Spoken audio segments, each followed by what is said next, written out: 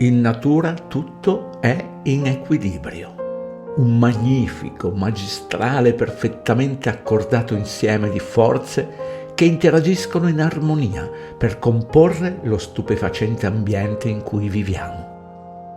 E il medesimo equilibrio è dentro di noi.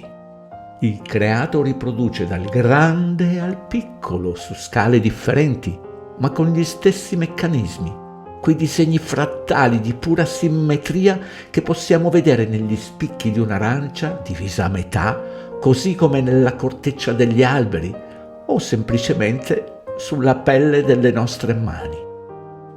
La natura non fa niente a caso, né tantomeno per caso.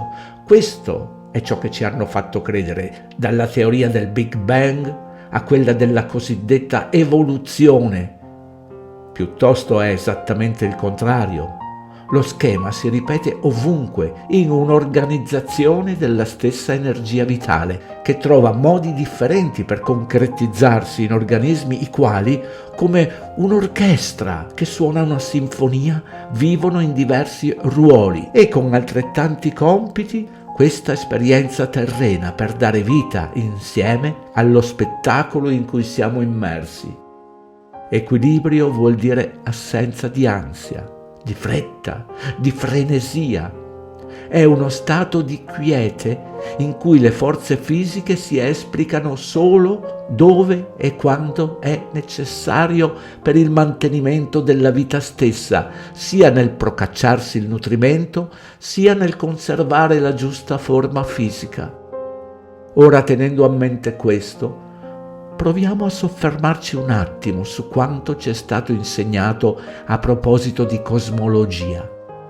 È più logico pensare ad una Terra che ruota vorticosamente su se stessa e contemporaneamente intorno al Sole e ancora nel medesimo tempo è sparata tipo pallottola all'inseguimento di chissà che nelle infinite distese di una galassia che anche lei viaggia a velocità incommensurabili verso non si sa che cosa. O sarebbe giusto un filino più logico, più concretamente immaginabile, più intimamente comprensibile, raffigurarsi un piano stazionario ed infinito che funge da fulcro per la rotazione di Sole, Luna e firmamento? Tutto avrebbe un centro, tutto avrebbe un ordine, tutto non sarebbe sparato a cazzo nell'universo, ma troverebbe una direzione univoca nel moto attorno a quel piano, ove l'energia si organizza in materia per consentire alle anime in transito di fare la propria esperienza terrena nella forma che compete loro in quel preciso momento. Equilibrio, equo, quindi giusto. Non pende da una parte o dall'altra, ma trova il suo centro. Esattamente ciò che il sistema non vuole permetterci, non dico di raggiungere, ma anche solo di pensare. È per questo che tutto è organizzato in modo che la vita umana sia una continua corsa verso una meta irraggiungibile e si dipinge anche il contesto in cui questa corsa avviene, cioè il creato come un qualcosa di casuale, caotico, frenetico, velocissimo, incasinato a livelli tali che né i sensi né la ragione lo possono neanche minimamente prefigurare. Ancora una volta il peggiore nemico si nasconde dentro di noi. Finché si avrà cieca fiducia in un universo allo sbaraglio, anche le nostre vite lo saranno. Si vivrà in totale dissonanza con la vera essenza di ciò che ci circonda. E la dissonanza, si sa, porta alla cacofonia. Lo dice la parola stessa, cosa no buona.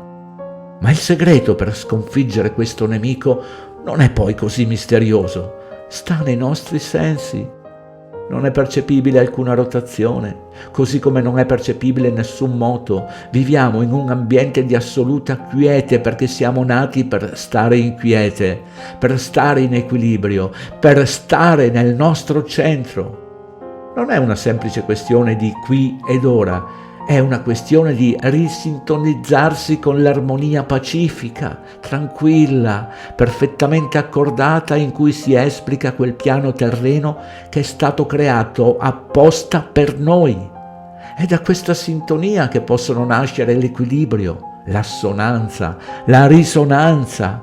È da questa sintonia che può nascere l'assenza di ansia e di paure. Ed un uomo in equilibrio, senza paura, è un uomo dotato di un potere immenso. Forse un uomo così è addirittura un supereroe.